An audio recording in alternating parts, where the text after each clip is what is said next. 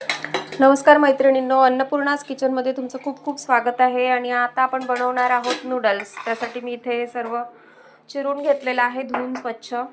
थोडासा कांदाही घेतलेला आहे फोडणीकरता. आणि नूडल्स गरम पाण्यामध्ये वाफवून त्यानंतर त्यामध्ये थोडं थंड पाणी टाकून हे बघू शकता तुम्ही किती छान मोकळे आणि शिजलेले आहेत, हे रेडी झालेले आहेत. इकडे मी पातेल्यामध्ये तेल गरम करायला ठेवलेलं आहे.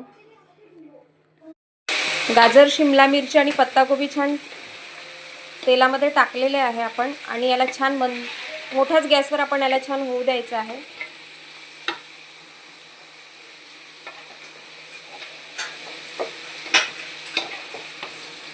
याला छान तेलामध्ये शिजू द्यायचं आहे आपल्याला. तुम्ही बघू शकता की आता आपली भाजी छान शिजलेली आहे. आपण जे गाजर, पत्ताकोबी आणि हे टाकलेलं होतं, शिमला मिरची, पत्ताकोबी आणि गाजर आपण जे टाकलेलं आहे छान शिजलेलं आहे. यामध्ये आता आपण सॉसेस ॲड करणार आहे. तर यामध्ये मी रेड चिल्ली सॉस टाकते आहे.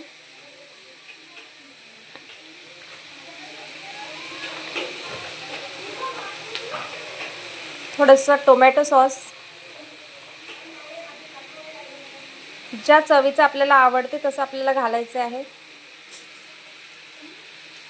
आणि याला आपण मिक्स करून घेऊया छान. हे छान शिजलेलं आहे. आता आपण बघू शकता, आता आपण यामध्ये नूडल्स आपल्या घालणार आहोत.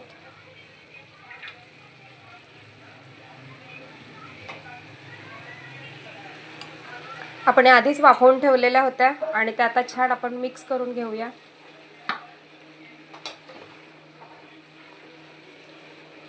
कुठलाही पदार्थ बनवायला फार कठीण नसतो, फक्त तो कोणत्या पद्धतीने आपल्याला आवडीनुसार आपण तो बनवू शकतो. असं जरुरी नाही आहे की बाहेर जसा मिळतो तसंच आपण बनवलं पाहिजे. आपल्या आवडीनुसार आपण कधी काही चेंजेस आपण त्यामध्ये करू शकतो.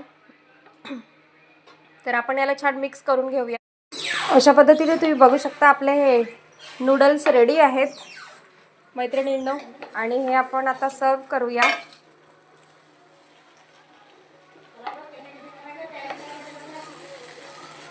हे बघू शकता आपले हे सर्व करण्यासाठी छान रेडी आहे.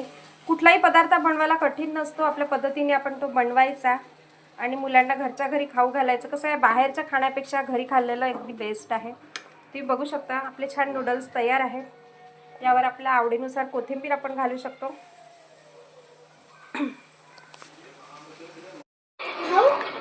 सान्वी, नूडल्स कसे झाले?